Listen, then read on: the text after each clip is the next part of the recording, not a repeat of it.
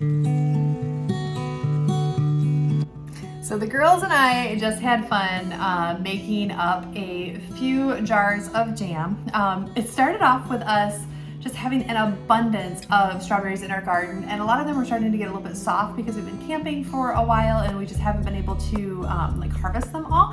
And so we collected just a whole colander full, and I thought, well, let's just make some jam or some jelly with it. We started straining everything to make jelly and realized we just didn't have enough of the juice to make jelly. So I kind of pivoted and we decided to make some jam instead. My kids are very picky and they do not like to have any chunks or seeds or anything in their jams. And so what I did was I actually took a wire mesh and like a very fine colander and just swooped it around until I got all of the pulp through it, but all of the seeds and like any big chunks were left out of the jam. You helping me wash the strawberries? All right.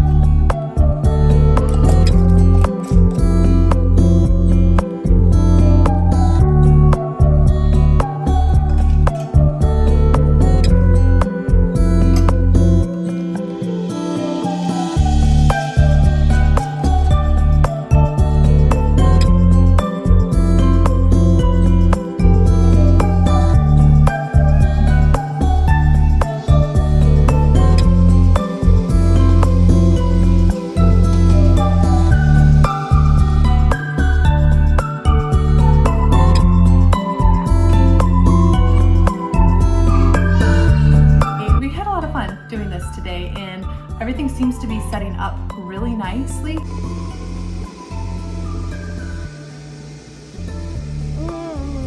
So good.